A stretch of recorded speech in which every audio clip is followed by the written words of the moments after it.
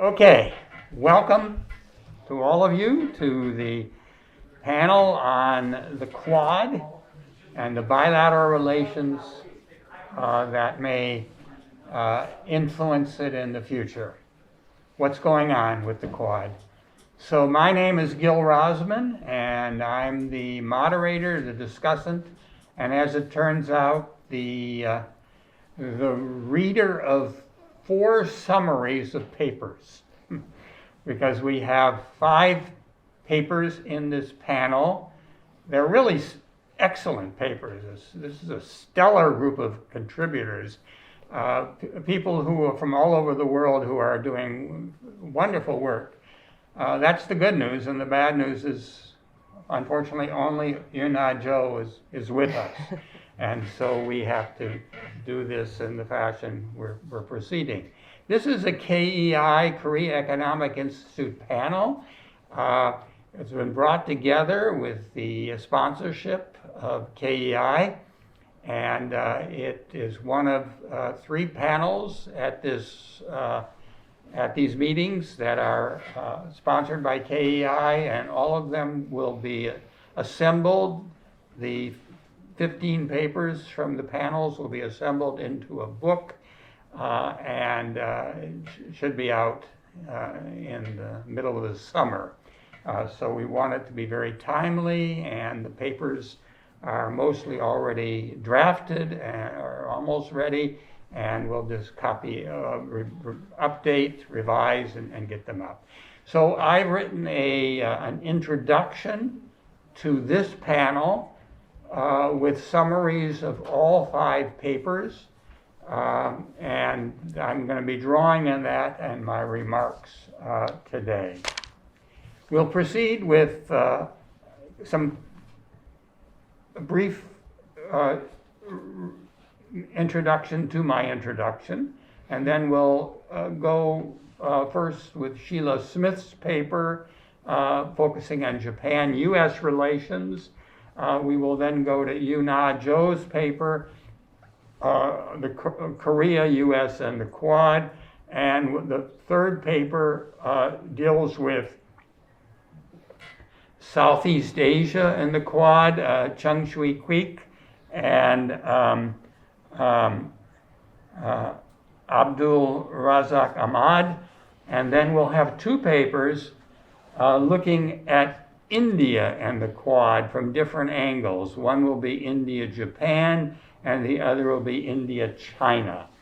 So I think you'll see some very diverse angles from looking at the Quad. We sort of set Australia aside, even though it's important in some ways, but we think sort of the real tests are the others for the expansion of the Quad, for the debates about the Quad, and that's how we'll be proceeding. So let me begin with some of the introductory comments. In 2021, the focus of multilateral diplomacy in the Indo-Pacific region was the Quad. That focus began with Biden's early foray into diplomacy before he had any meetings with foreign leaders. He had a virtual summit with the Quad, the first time the leaders of the Quad had been together. This embryonic grouping gained momentum with an in-person summit in September. Optimism was growing that in 2022, a mature organization would emerge as some kind of transformative force in the Indo-Pacific region. Now, nobody expected a NATO of the East, which it was being sometimes criticized as potentially becoming. Nobody expected consensus on limiting economic vulnerability to China, but many were upbeat about how the Quad could be further strengthened, that this year could be a big year for the Quad as a kind of community of democracies, but new challenges have emerged. So let me mention three challenges before we move from the introduction into the papers. The challenges all put the spotlight on India, sort of the odd state out in light of the ever closer alliance relations of the United States, Japan, and Australia, and the increasing triangularity within the Quad. The first challenge was showcased by the Summit of the Democracies in December 2021. Biden convened this, but the image of India at that time had already been shaken because of the sense of Narendra Modi being less than fully committed to democracy at home, doubts about Indian nationalism, and his unwillingness to really embrace democracy as an international force.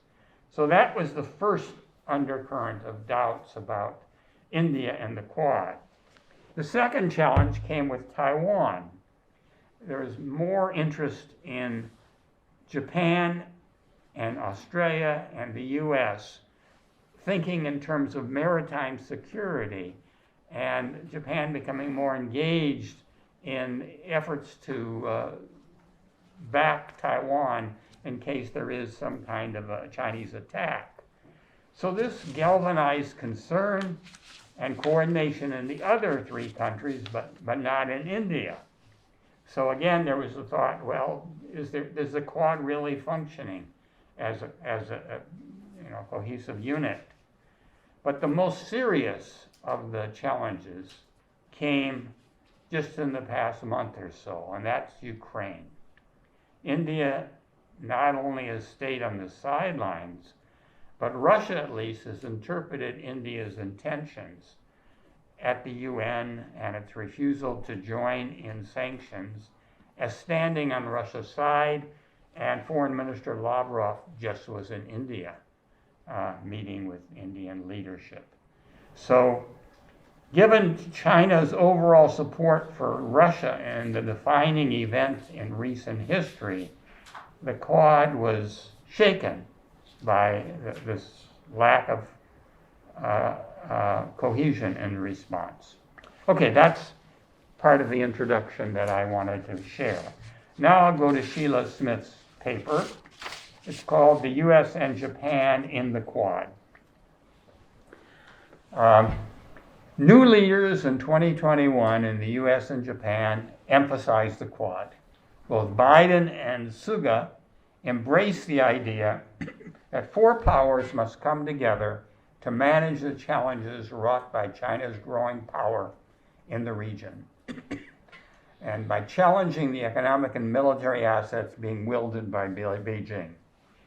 So the Quad represented democracies, offering a stark contrast to the authoritarian People's Republic of China.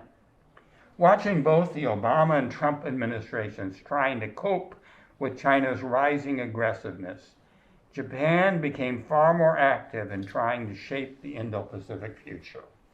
So Sheila Smith is saying Japan has really been the driving force.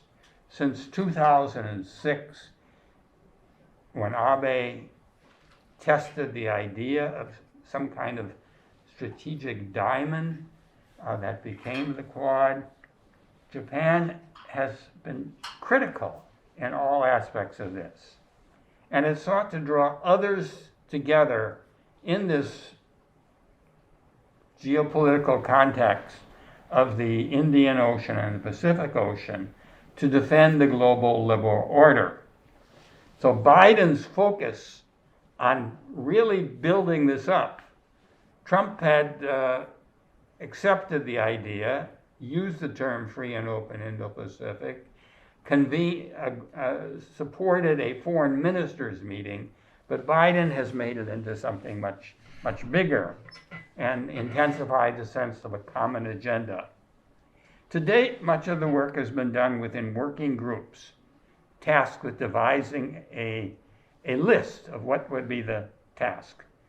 But early goals have been giving way to an expanded list of aspirations.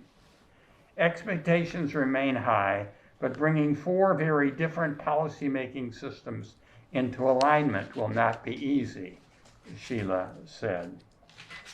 And she notes that the Russian invasion of Ukraine has demonstrated this difficulty.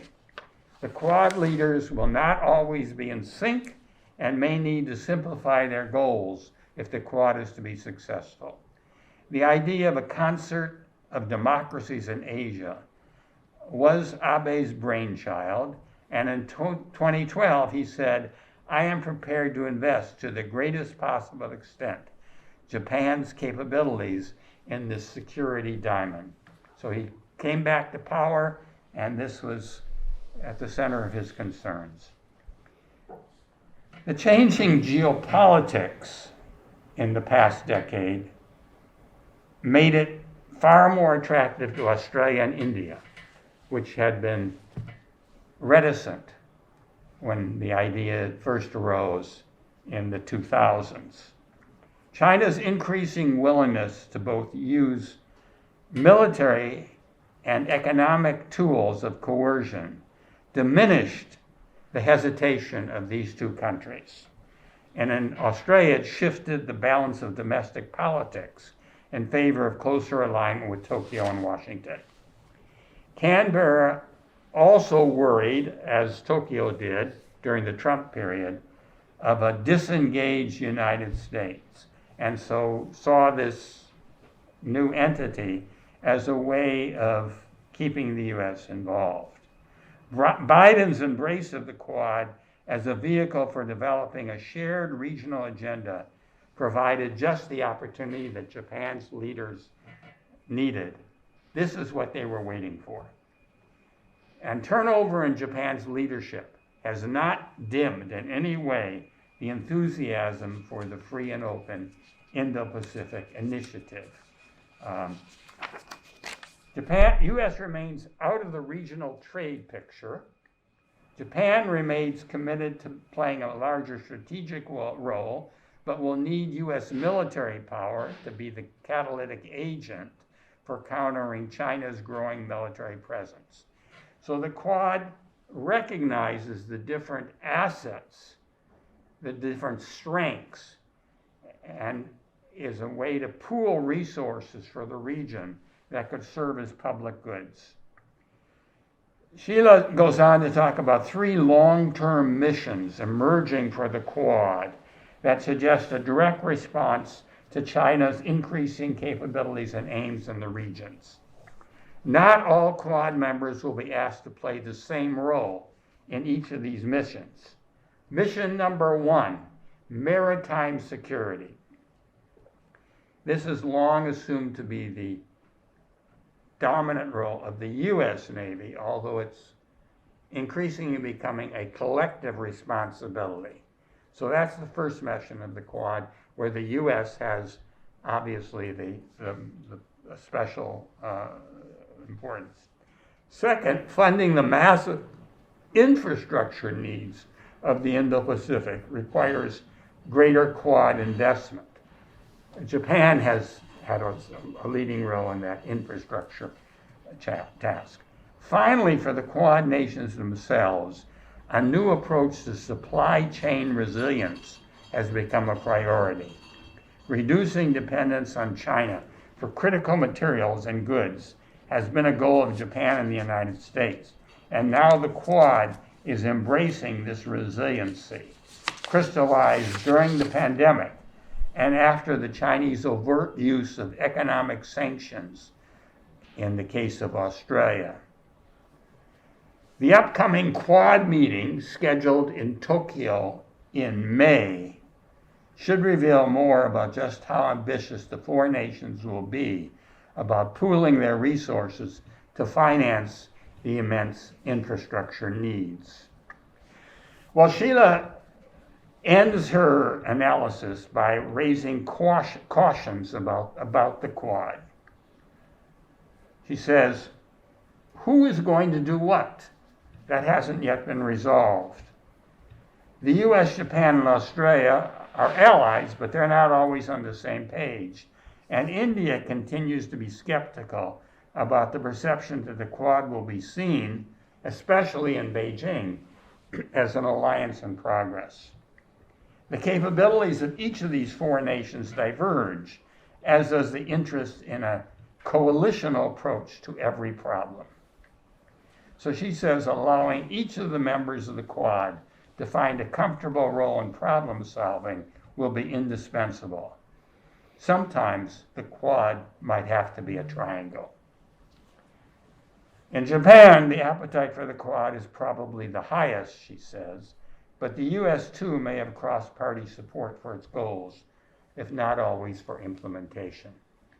I think I would personally think right now the appetite for the Quad is extremely high in the US as well as Japan. I wouldn't say it's, maybe the Japan appetite is a little bit more in one area and the US a little bit different, but they're both very strong. But Sheila ends by saying the politics in Australia, where an election is coming, and especially in India, could prove less predictable when it comes to the Quad. And of course, it's the Ukraine situation that is raising considerable doubt right now about whether we are going to be able to remain on the same wavelength. Okay, that's paper number one. Now, Yuna will take over, please. Great, thank you. Good afternoon, everyone. Today I'll be sharing my paper, U.S.-South Korean Alliance in the Indo-Pacific. So the question I ask in this paper is perhaps slightly broader than the Quad. It is, how will South Korea maintain its strategic ambiguity as the U.S.-China competition deepens? As we all know, Seoul has been very reticent to take sides for reasons that are quite well known: existing alliance commitments to the United States and economic interdependence with China.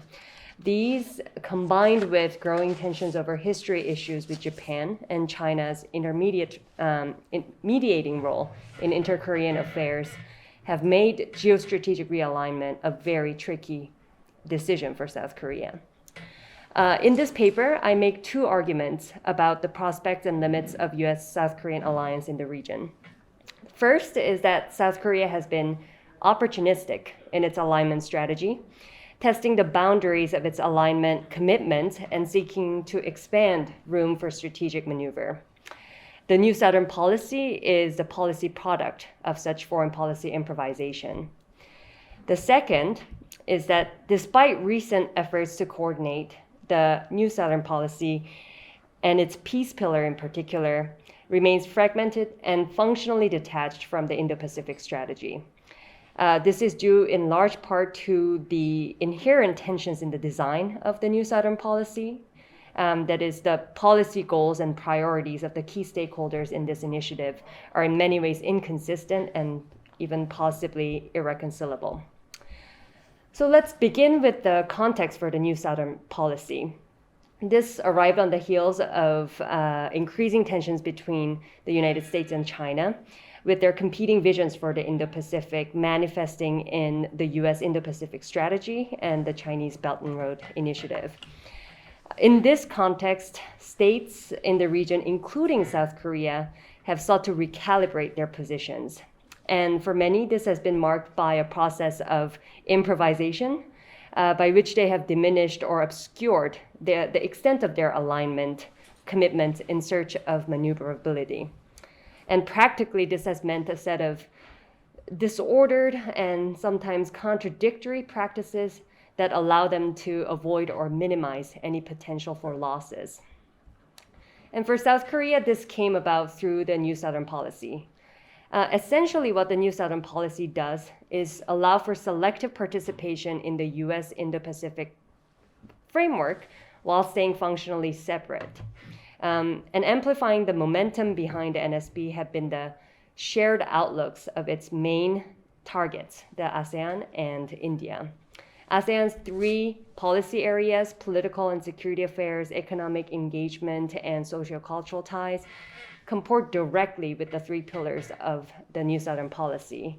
And these policy priorities are also reflected in India's Act East policy, which is aimed at strengthening regional ties to preserve a balance of power in the Indo-Pacific. But perhaps more essentially, each of these entities have shared South Korea's anxieties about losing autonomy as the region becomes increasingly bifurcated. So now many have written about areas of convergence and synergy between South Korea's new Southern policy and Indo-Pacific strategy of its ally, the United States.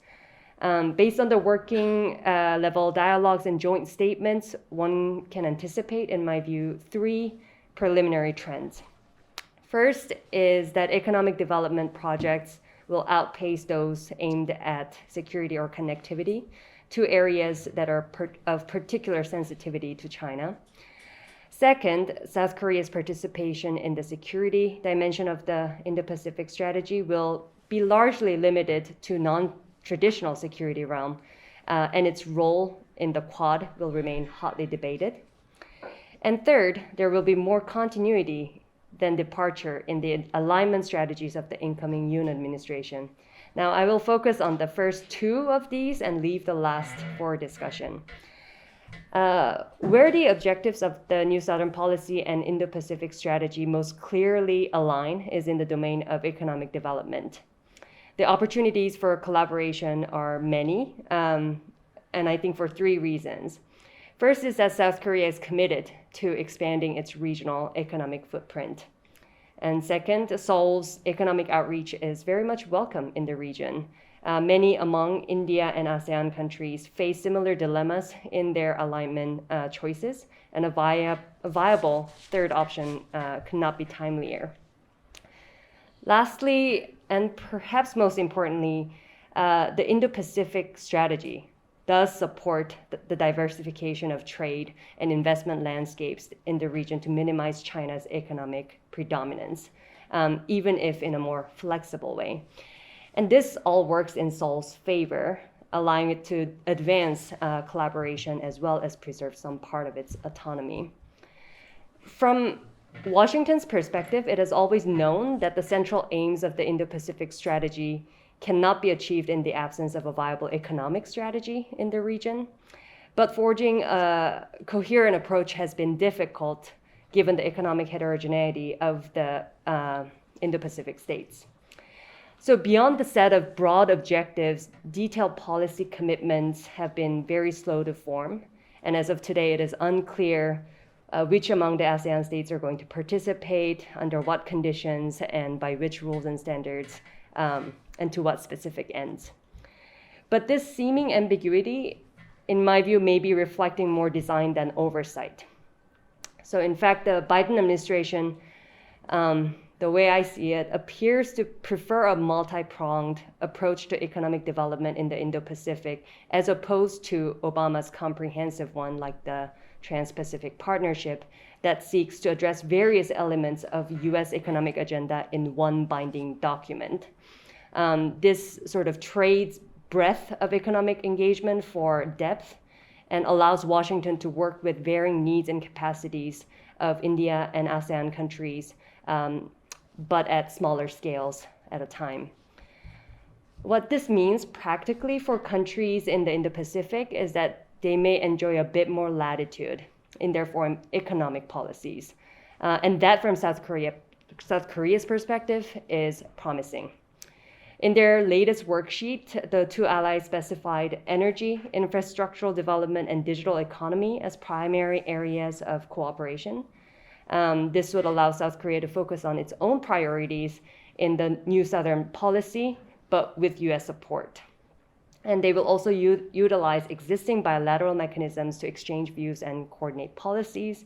And in this framework approach, Seoul can operate in a more autonomous manner, even if it may participate actually more fully in the rulemaking processes of the Indo-Pacific strategy. Now, where the objectives of the New Southern Policy and Indo-Pacific strategy diverge most clearly is in the domain of peace and security. In fact, the first joint worksheet largely dispensed with sensitive items in their peace pillars, such as freedom of navigation, which would strongly implicate China. And at the same time, Just as Moon's diplomatic efforts have been bilateral in nature, his peace initiatives in the New Southern Policy has avoided multilateralism. And what this has meant in practice is that multilateral cooperation within the peace pillar has been mostly restricted to the non-traditional security realm, where interests are broadly aligned and objections are rare. For instance, the joint worksheet with the United States identifies water management, disaster relief, transnational crimes, and climate change mitigation as key areas of cooperation. In the entire document, maritime law enforcement appears once and is buried in ambiguous language like capacity building efforts. And conspicuously missing here, too, is any mention of China or the troubling developments in the South China Sea, which does appear in joint worksheet between the United States and Japan. So this is perhaps unsurprising, given the disparate security priorities and approaches of these countries. For Seoul, its most urgent challenges revolve around North Korea, whether in maintaining deterrence or dialogue. A focus on North Korea is a difficult sell, however, for India and ASEAN countries, for which security is often a secondary concern compared to economic development, or whose key security challenges do not actually involve North Korea. There's no compelling strategic imperative for many of these partners to become embroiled in inter-Korean peace process besides providing broad diplomatic support for stability in Northeast Asia. And meanwhile, even though North Korea poses an important security challenge to the United States, its preferred approach has at times varied from South Korea's.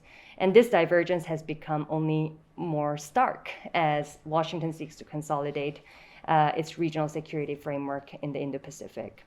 And from this perspective, the relative thinness of the New Southern Policy's peace pillar and the divergence of the programs there are driven at least in part by the fundamentally irreconcilable security goals and attitudes of the participants in these regional initiatives. So in this way, Moon's limited security cooperation has been limited to a bilateral basis, be it with the United States, India, or individual ASEAN countries, by working on specific areas of convergence and at varying degrees of coordination. But I don't think this is Moon's soul making. It reflects Seoul's need to diversify ties beyond its immediate neighbors, an imperative to balance its existing alignment ties to the US alliance, and its inevitable attachments to China, as well as the underlying incompatibilities of the priorities of these many key regional actors. And where this process of negotiation between South Korea and the United States may be most visibly in tension is the Quad.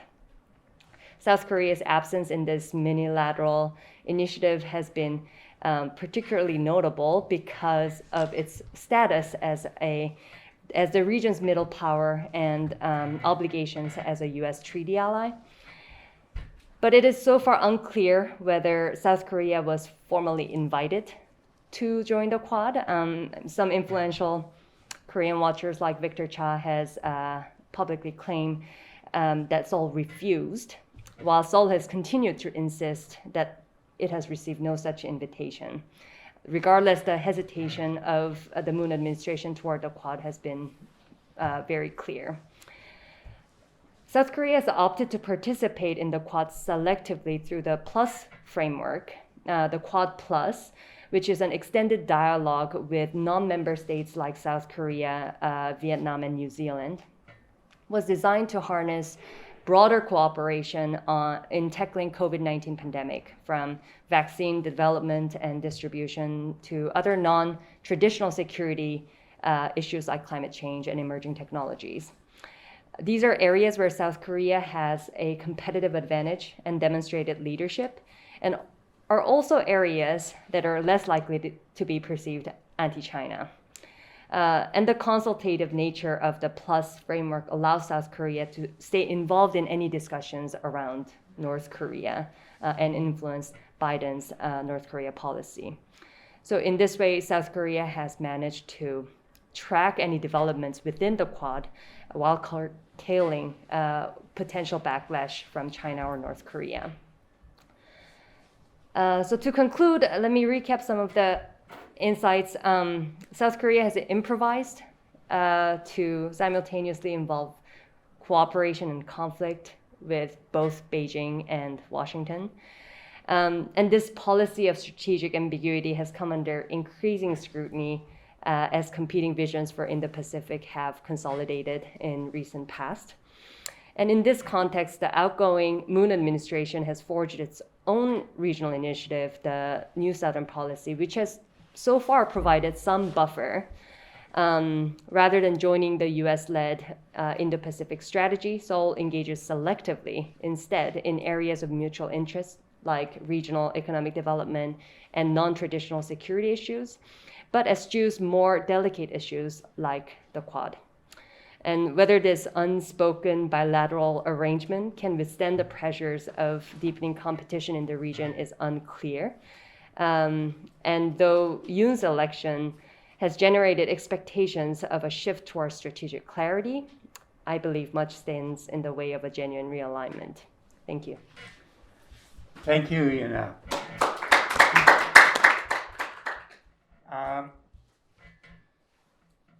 Before we go on, I just want to put a few discussant remarks on the floor. So when we get to the discussion, we will have a beginning to proceed.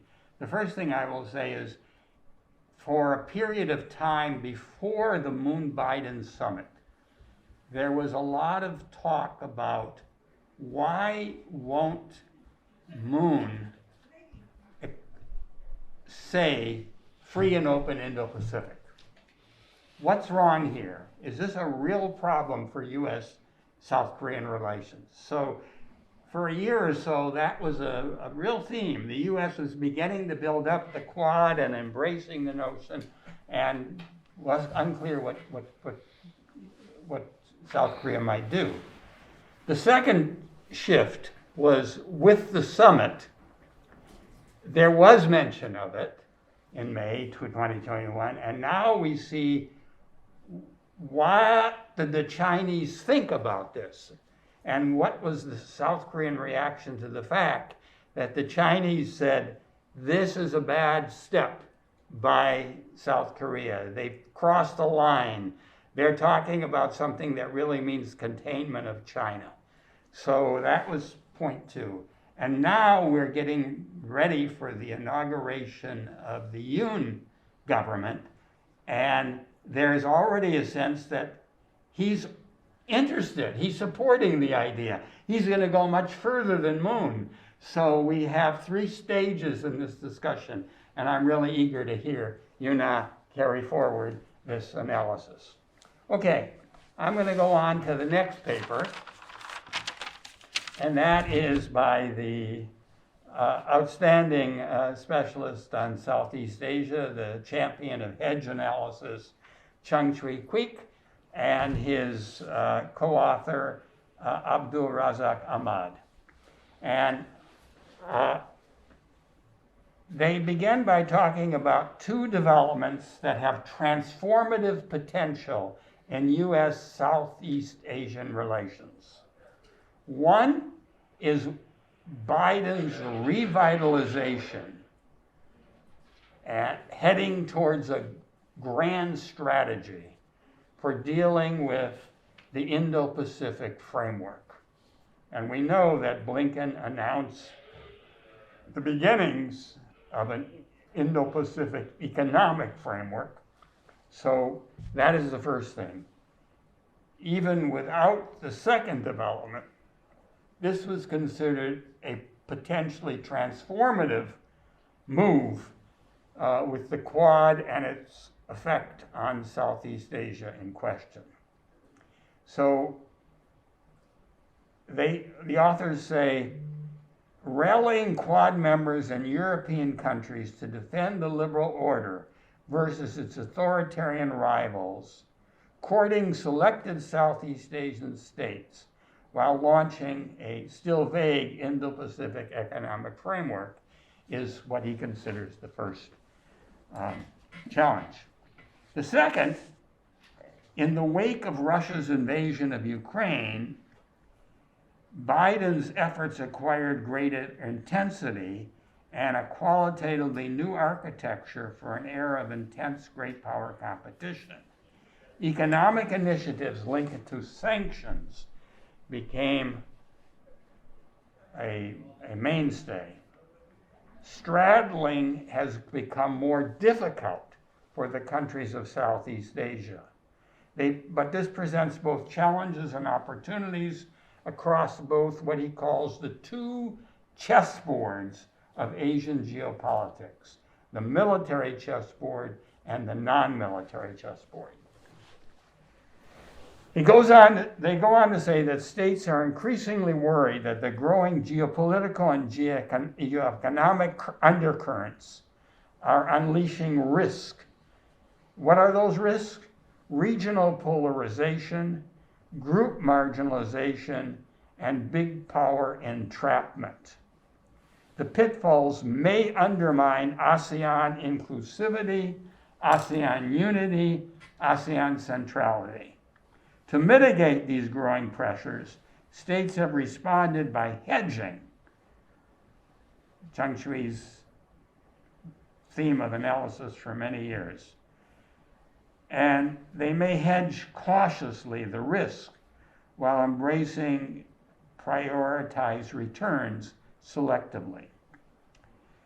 He goes on to say that after experiencing 4 years of unpredictable U.S. policy during the Trump American First administration, the Southeast Asian countries perceive the Biden administration to be more credible, to project more confidence, both bilaterally and multilaterally.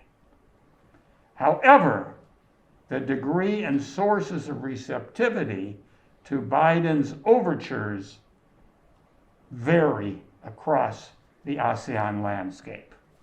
Under Biden, the U.S. is posturing for long-term strategic competition with China. On both of these two chessboards, while continuing to challenge China on the military high politics front, for example, by conducting freedom of navigation operations in the South China Sea, Washington has also endeavored to push back on the non-military chessboard, mobilizing such low politics as technology connectivity building, public health, supply chain, and digital economy.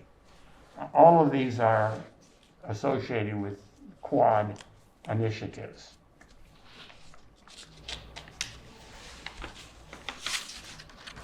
So what is the reaction in ASEAN states?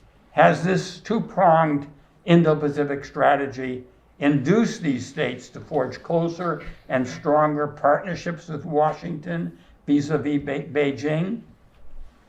From late February of this year, how did the states respond to the war in Ukraine and the US-led resistance to it, centered on economic policies?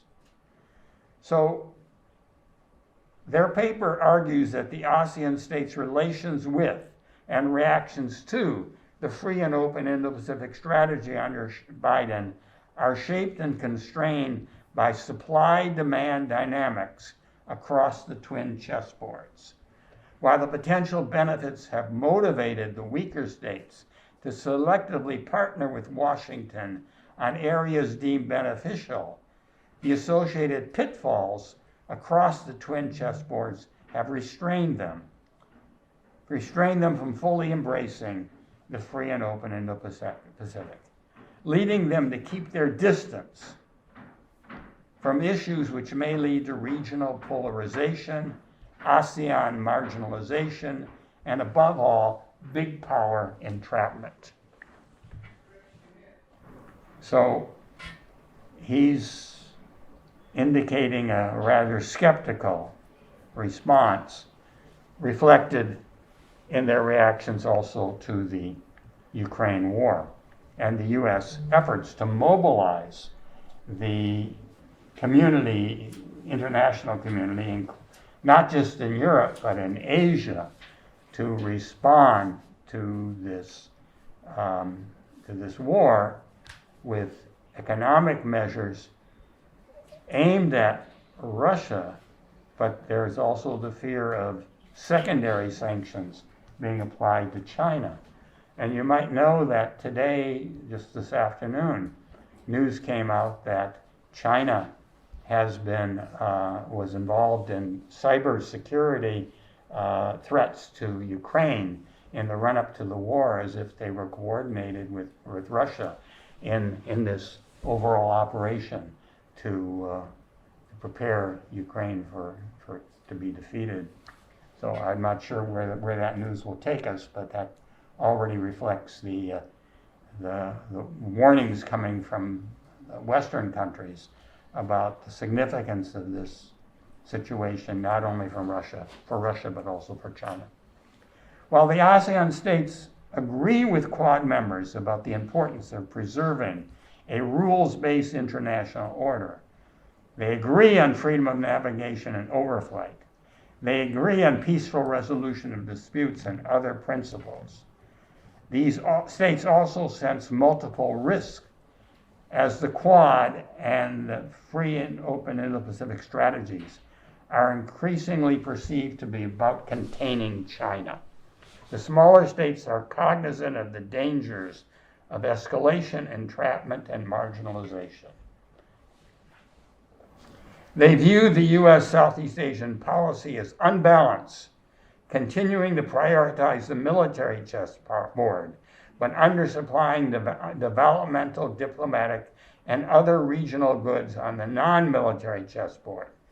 Policy is also deemed imbalanced because it pays more attention to U.S.-centered minilateralism, the Quad and AUKUS, the Australian,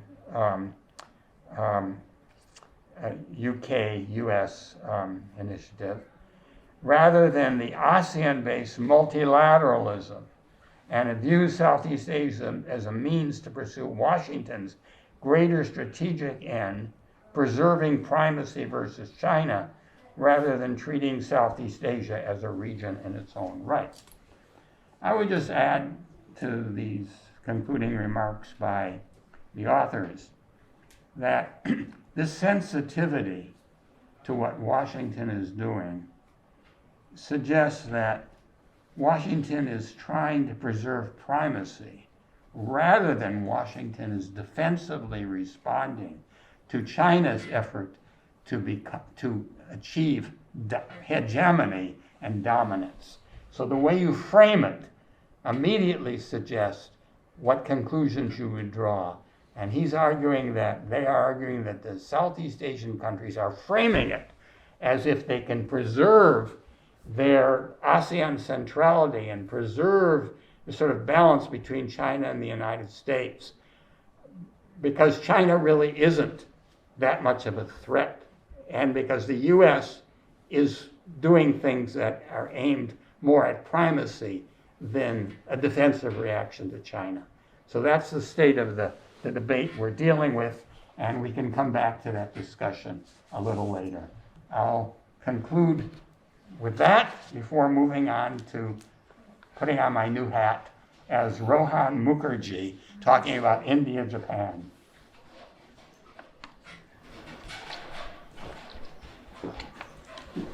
Okay.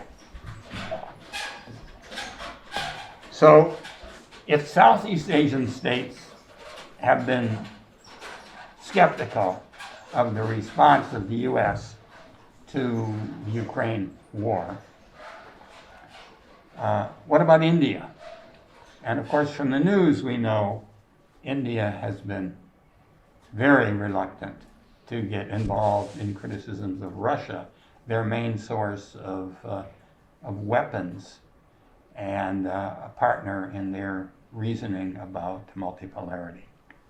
So here is Rohan Mukherjee's discussion of the Quad after Abe Shinzo. The India-Japan relationship, built initially primarily on geopolitical foundations, has evolved to take on significant economic dimensions as well as increasing focus on regional order. Through the concept, how's it happen?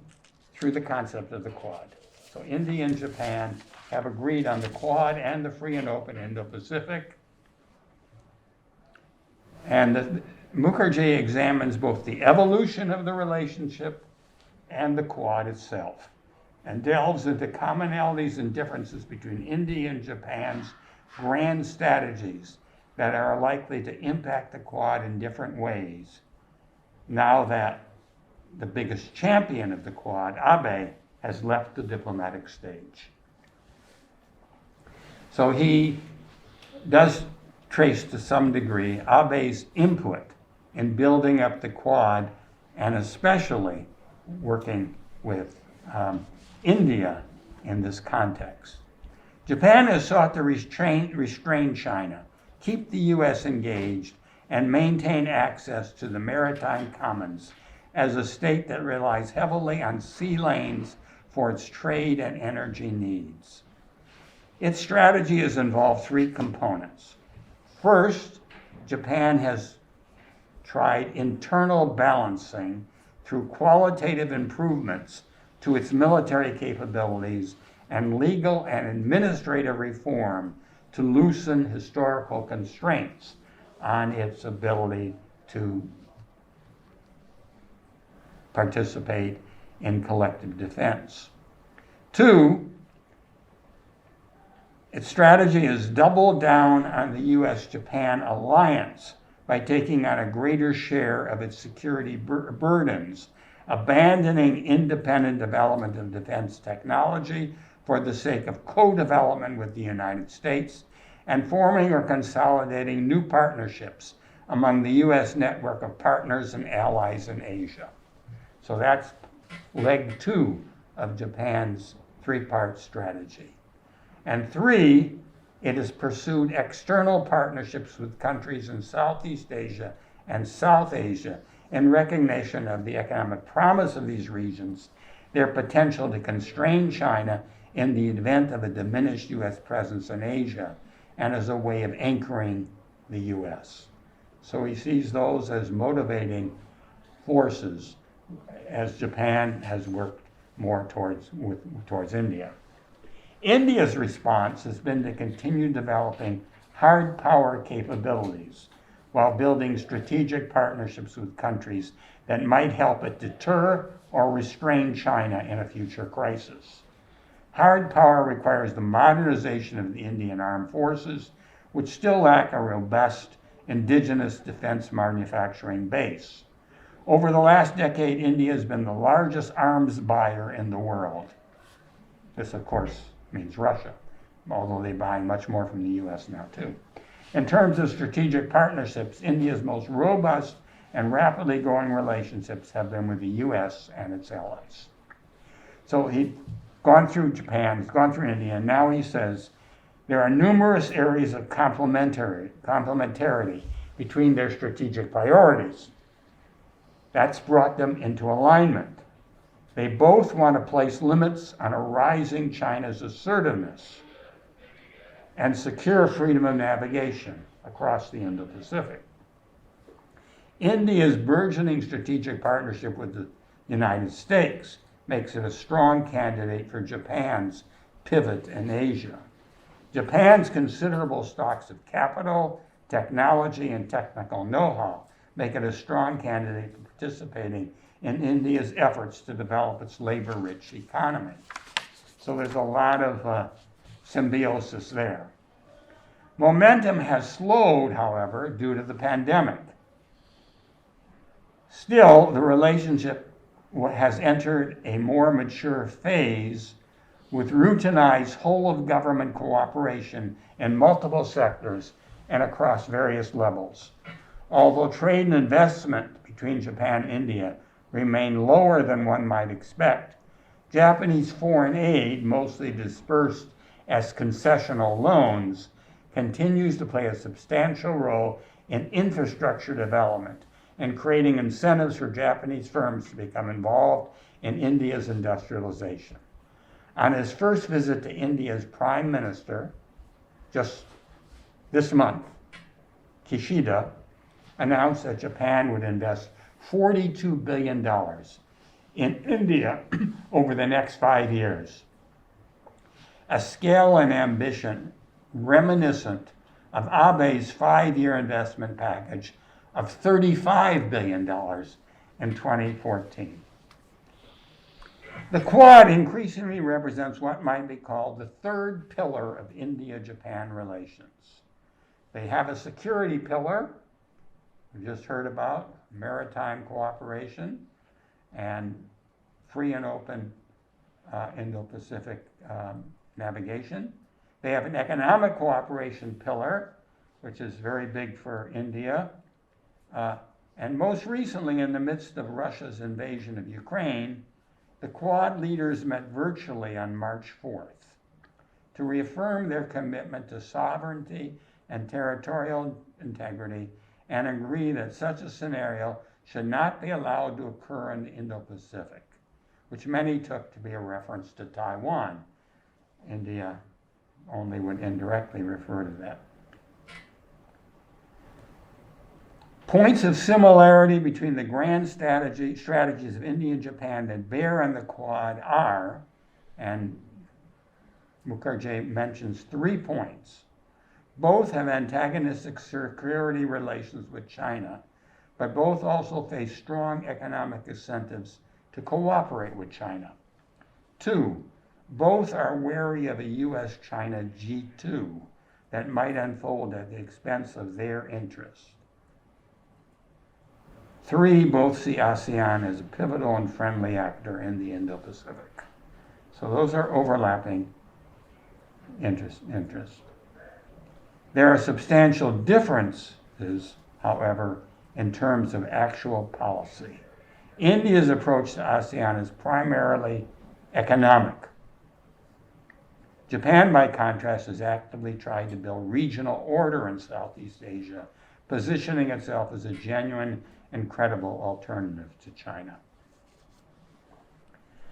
Then the author goes on to talk about Russia's invasion of Ukraine. So I guess a constant theme here, particularly if you're talking about geopolitics, is everybody has to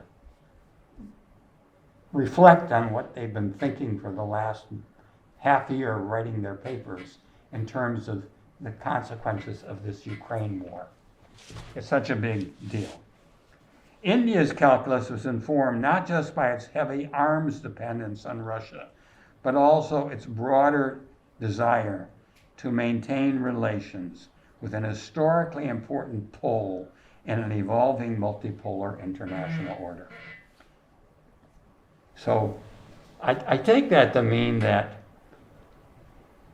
India's concern that if they damage relations with Russia, Russia will tilt even further to China, and that will isolate India within continental Asia a great deal. And Russia will join China in supporting Pakistan. And there have been signs of improved Russia-Pakistan relations. Of course, India and Pakistan were both admitted to the Shanghai Cooperation Organization. Russia pushed hard for India. China insisted if India is coming in, Pakistan has to come in. And since that time, the SCO has been unable to function because India and Pakistan don't get along very.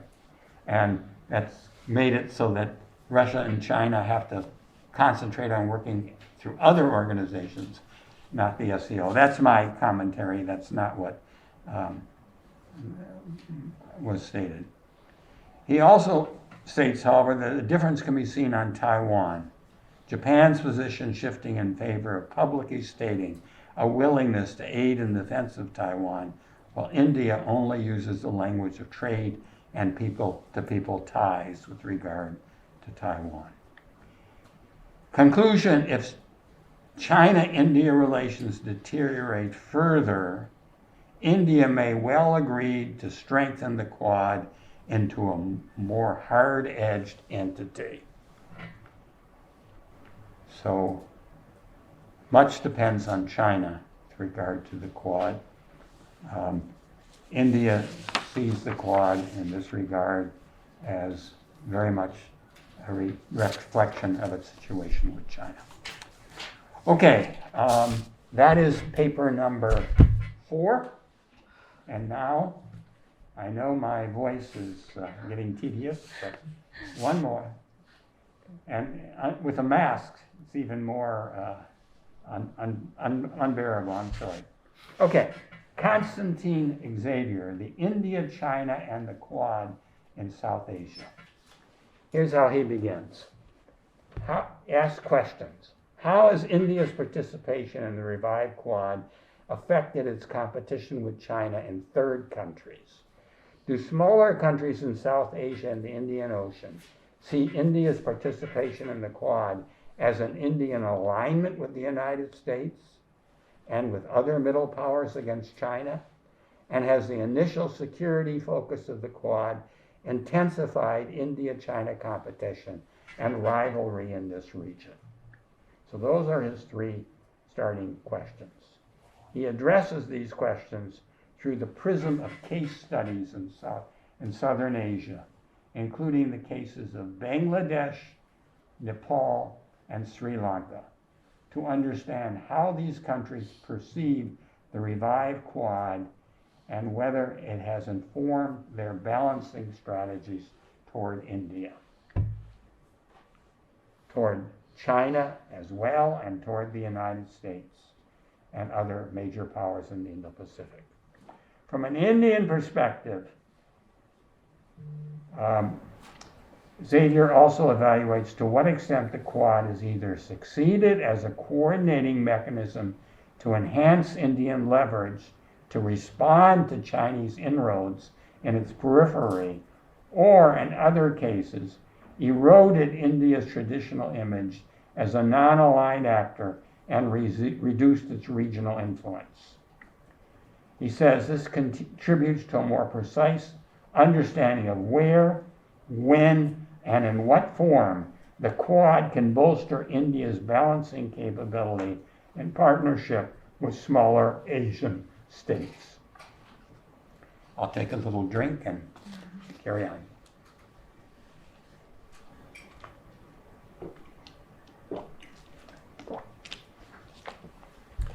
Okay. South Asia offers a challenging operational environment for the Quad, a region traditionally under India's sphere of influence. India is not a treaty ally of the U.S. In Northeast and East Asia, the Quad further levers the U.S.-Japan alliance. Similarly, in Southeast Asia, the Indian Ocean and South Pacific regions, the Quad can build on the U.S.-Australia alliance. In Southeast Asia, however, India has little to no history of partnership or foreign policy coordination with any of the other 3 Quad members. The rise of China in India's regional sphere of influence, accelerating since 2014 across economic, political, and security domains, has changed India's approach. The deterioration in India-China relations has led to 2 new trends. On the one hand, India has increased its threat assessments about China in its neighboring countries, including Nepal, Bangladesh, and Sri Lanka. Sino-Indian relations are now increasingly competitive and even conflictual. On the other, India has lowered its threat assessments about the United States, Japan, Australia, and other powers that used to be part of the U.S.-led security system, particularly with Japan. India has explored third country coordination and cooperation on infrastructure and connectivity in Sri Lanka and Bangladesh. India now also regularly hosts Quad naval exercises in its maritime periphery, which used to be off limits. So, although his paper isn't on India-Japan, it reinforces the view that there's something really special about the India-Japan relationship. Within the Quad, whereas the India-Australia relationship has evolved more recently and maybe hasn't indicated the same closeness. The two trends, India's growing focus on the Quad as a balancing instrument focused on China, have created a policy dilemma. That these trends include this focus as a balancing instrument. To what extent and in what form should it optimally use the Quad in its immediate regional periphery? Will this complicate its relationships? Will it enhance India's capabilities to deny or deter China's footprint? So this is a Quad plus question he's raising. South Korea, Quad plus number one.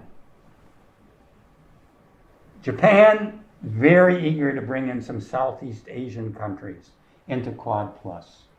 And what this is saying, look at South Asia, and is that a potential arena for Quad plus? And what is India's attitude to using the Quad as a vehicle for managing its relationship, its competition with China in Southeast Asia? There's also a reverse dilemma for the three other Quad members who seek to play a more active role in India's traditional sphere of influence, i.e., South Asia. To what extent does the Quad offer solutions that can enhance India's role and limit China's? Can India handle the neighborhood on its own? Or could an excessively prominent role of the Quad actually hinder India's leadership and reputation in the region?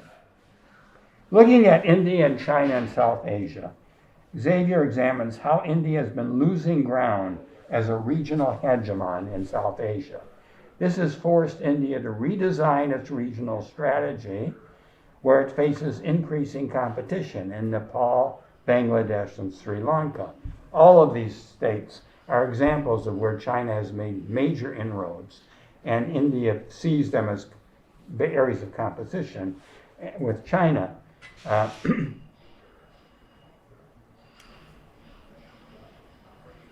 India's response has multiple strands, including A, focus on economic interdependence and infrastructure connectivity, which had been neglected. And obviously India's resources don't allow it to do so much on its own, and joining with Japan and the United States on this would be a big help in reshaping infrastructure in South Asia. B, investment in regional and multilateral institutions. And C, deepening partnerships with extra-regional powers to counter China, including not only Japan, Australia, and the United States, but France and the European Union. So Tino Xavier reviews the factors behind India's support for the Quad 2.0 reinvention in 2017, suggesting that there was an incipient Quad 1.0 when Abe raised the issue a decade earlier. He says, these factors have been driven by perceptions of China's rising capabilities and intent to deploy them externally, by China's increasingly assertive and revisionist stance, especially in its various Asian peripheries, and by the growing asymmetry reflecting a need for India for external balancing strategies to ensure a balanced multipolar Asia. The Quad seen from Southeast Asia is the heart of what Xavier is writing in this paper.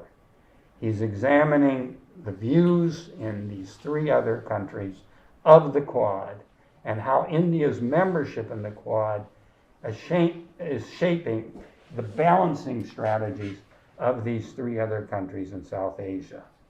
He reviews official statements from these countries and non-governmental sources to assess how these countries perceive the Quad. And he finds four trends stand out. First, the Quad as a U.S.-led initiative and India as a subsidiary element of U.S. policies in the region. So by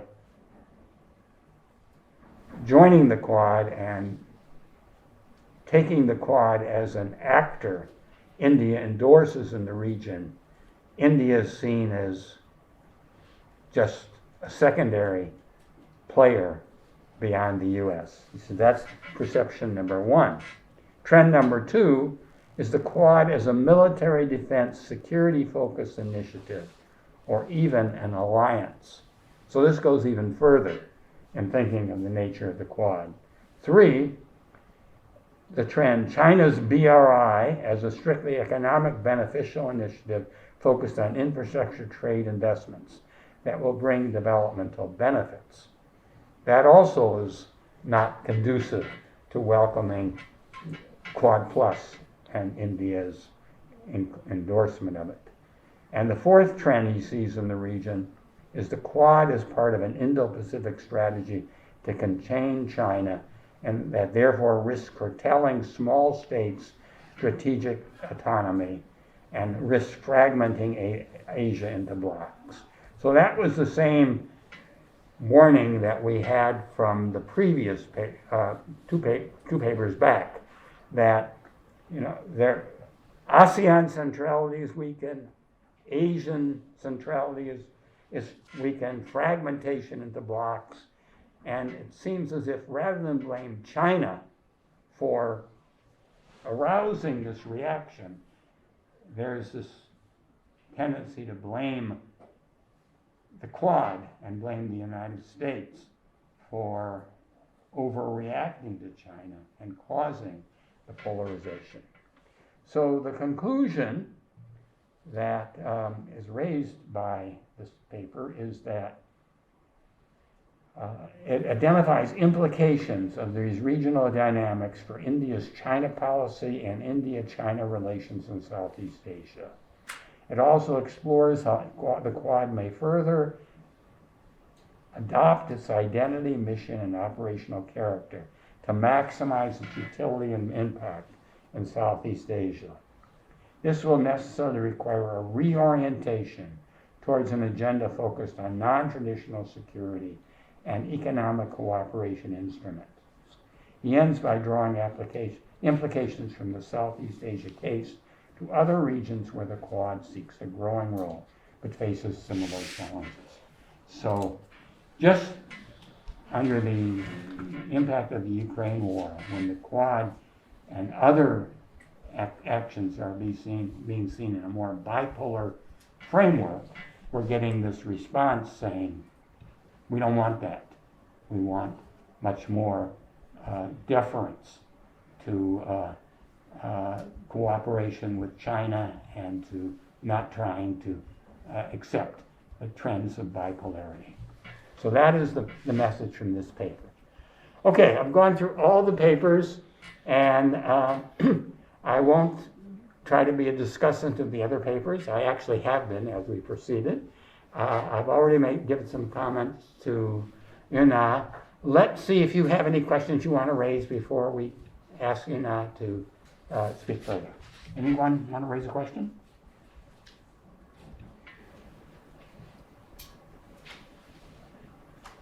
Please. You can identify yourself first if you wish. My name is Jim Kim. I'm a PhD candidate at McGill University. My question is about the South Korea and Japan's policy between the US and China.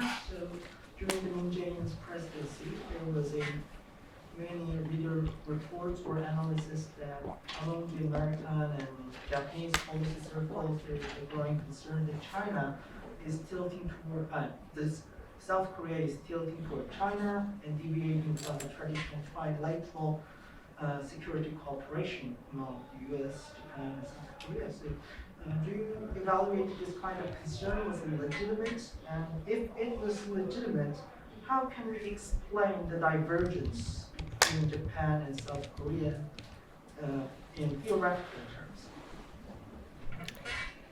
terms? Thank you. I think the assumption in this question is that there was a trilateral cooperative framework between the US, Japan, and South Korea. And I would challenge against this. I think one of the things that you notice in South Korea's current defense ties with members of the Quad is that, in fact, besides Jeosmia, South Korea does not have any other multilateral defense ties with Japan whatsoever. So besides a lot of hullabaloo about trilateral cooperation, I don't think there ever was this cooperation. And I don't think it's been recently tested by China, more so that it's been tested by the contested relationship, bilateral relationship between Japan and South Korea. Thank you. How about returning to some of the issues I raised before about how do you interpret South Korea's response to the Indo-Pacific theme in sort of these three stages from the late Trump period to today? Well, I think South Korea's always been reticent. Even when the Trump administration officially announced the Free and Indo-Pacific framework, South Korea was hesitant to adopt even the language. I think what it is doing is testing what it can say and do and seeing what the reactions are, especially from China. But having this kind of buffer through its own regional initiative so that whatever it does, it can take back and reinterpret what it's doing within the scope of its own initiative. I don't know if that answers. Well, but has there been a trend? I mean, first you have, we won't use the term, then you have agreement to use it, and now you have a president coming in who's saying, I will use the term and I'm eager to work more with the U.S. on this issue. So is this a continuing process that you think is likely to intensify? Under Yoon administration, you mean? So I think there's actually reasons to, as I mentioned in the presentation, there are reasons to think that the rhetoric is not going to be matched in practice. And I would say there are broadly three reasons for this. The first is that I don't think balanced diplomacy for South Korea is as much a partisan issue than is suggested often. You know, we have to remember that it was the country's last conservative president, Park Geun-hye, who was sued by Xi Jinping during a military parade at the Tiananmen Square. I think South Korean leaders, whether they're conservative or progressive, have strenuously avoided undercutting strategic partnership. And in fact, even though Yoon has mentioned strategic clarity many times, he has also promised to strengthen strategic partnership with China if he's elected. So I'm not sure how much of his rhetoric of calls for boldness and clarity will actually transfer in policy when he's in charge. And I think there are structural forces that would undermine any such change. I would say another one, though, too, is I think there are expectations about South Korean public opinion and how the Korean public has turned more anti-China. But I also think these public opinion surveys have to be seen in sort of with conditionality in mind. Yes, if you ask Koreans, what do you think about South Korea-China relations now, they will say it's not great. What is your perception of Xi Jinping? They would probably say, we don't think he's very great.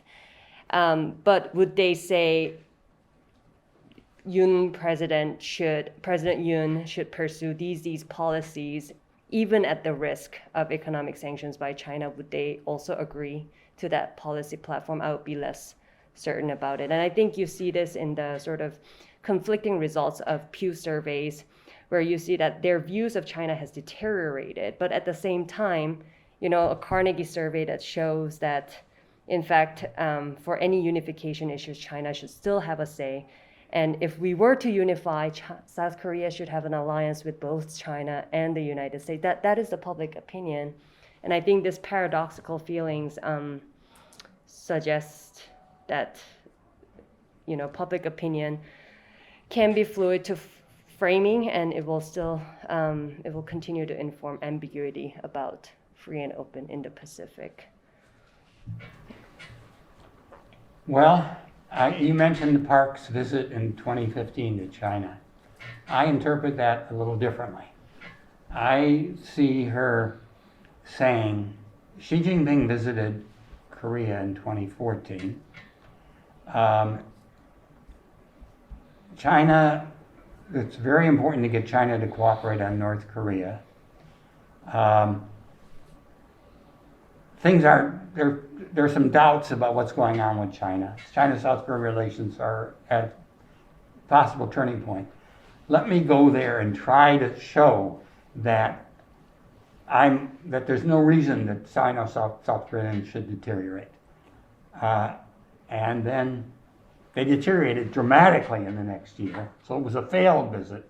But I thought it might be considered a useful final attempt to prevent that relationship from really falling apart, as it did with THAAD. Another question? Okay. Sorry to ask another predictive question, but I'm really curious about the new Southern policy, how enduring that's going to be, especially knowing, you know, that we tend, like, when a new administration comes in, especially if they shift parties, it just goes a totally different direction no matter what the topic is, it seems. So do you think that there are any parts of it that can be more enduring? And if so, you know, maybe or something, but is there something that will continue on from that new Southern policy? I think so. I think some aspects of this will stick, not because this you know, the Moon administration design of the New Southern policy is particular in any sense, but because a lot of these initiatives have been long-standing South Korean priorities for a long time, like making economic outreach in Southeast Asia, tackling sort of non-traditional security issues with other stakeholders. I think these might take a different name under the Yoon administration, but some of these initiatives would probably stay. And the bureaucratic body that supports the New Southern policy, I don't think would suddenly disappear. It wouldn't be the first case of a name change, but no real major change in substance. After all, Park's policy towards Russia was the Eurasian Initiative.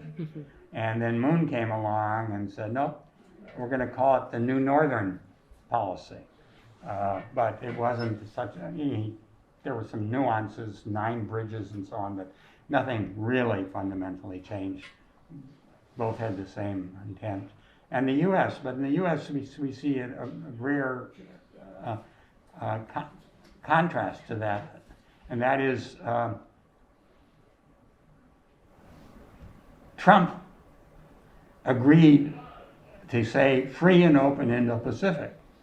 Biden said, okay, I'm happy with that term. We're going to call it free. We're not going to go return to the pivot to Asia. We're going to call it free and open Indo-Pacific. Trump gave some support for the Quad. Biden says, well, we'll stick with the Quad. But a lot of that has to do with the fact these are Abe's initiatives at heart. And the U.S. is sort of saying, okay, it's not something just Trump. We don't have to be worried about this, sort of the impact, the stench of the Trump position. Another question? Please. So you talked about South Korean people's understanding that China will play an important role in North-South reunification talks, but do South Korean people to what degree do they believe that China would actually allow that reunification? And when that happens, South Korean people think it will be on South Korean terms it will be unified. How realistic do you think people view that? Not realistic at all. So the same Carnegie. This survey is very intriguing in that it shows a lot of paradoxical findings. The first is that, in any given unification talks, that China should play a main part, but also that should Korea unify, that Korea should ally with China as well as maintain its alliance with the United States. But all of this with a prevailing view among the public that unification is probably not possible because of the bigger interests that are at play. So I think Korean public recognizes the limits of its own autonomy in this affair. Which is partly also why when, analysts say, well, South Korean public is really growing anti-China and therefore the Yoon administration will be able to pursue more that is explicitly containing China. I find this, I would see this with a little bit more skepticism because I think the context in which that action would occur is unclear to most of the people that are answering these polls. Would we still support this if, let's say, there are going to be sanctions tomorrow on our key industries? That's going to affect many people. I would be less sure. Thank you. Yes. Yeah, some of theoretical questions. So, you predicted in your paper that even though the UN declared that South Korea will be more clear in terms of its South Korea's policy with China, but so in theoretical terms, strategic ambiguity can be captured with the term hedging. My question is more in addition to that, if we understand hedging as some kind of combined strategy that combines multiple, even contradictory policies to deal with strategic uncertainty, nearly every East Asian states are engaging in hedging to some extent or in various forms. So how do you evaluate the utility of hedging as an analytical concept? Yeah, I am writing a paper on this currently, so thank you for this question. I do think most states are hedging. And I know scholars like Darren Lim and Zach Cooper would disagree with what I'm saying and say that the utility of hedging declines if you don't look at security policy, for instance. But I think this is unfounded in reality. No state makes alignment decisions solely based on its security concerns, as we have seen. And so to the extent that economic interdependence plays a role in the strategic alignment decisions of these states, you should consider them. But it does mean that if you do that, you would see a lot more hedging behavior in the states. I think what we need, theoretically speaking, for understanding this is to have a framework for disaggregating hedging behavior rather than dismissing the concept altogether. Yeah. Well, to bring together some of the discussion this afternoon, I would say the Biden administration is now intent on using the resistance to Russia, this body blow to the international order, the renewal of war unleashed by a great power in Europe, for not only rallying countries behind is called the non-military chessboard of economic activities, sanctions, supply chains, export controls, and so on, but also extending this to Asia. And Asian countries have been approached by the US administration, whether Japan, South Korea, also Taiwan, and asked to participate in denying semiconductors to Russia and so on. And if China is seen as colluding in the war, if China is seen as preparing military action towards Taiwan, the economic security measures are going to be intensely discussed with Asian countries. And what we're hearing so far is the resistance to joining in a grouping such as the Quad that would recognize the trends of bipolarization, trying to hold on to the era of triangularity or non-alignment or hedging that was building up from the 1990s to 2010s, and saying, we can't let this go. It's just too important to us. And sort of like an ostrich keeping their head in the sand when we reach a situation such as war in Ukraine, which could get even nastier than it is now, and saying, well, that doesn't pertain to us. Europe is different from Asia. We don't have to deal with polarization issues. We can keep managing the hedge between the United States and China. I think that's the image that comes out of all this. And I really think it's been very useful to have this discussion of the Quad with that in mind. Well, thank you all for joining us here.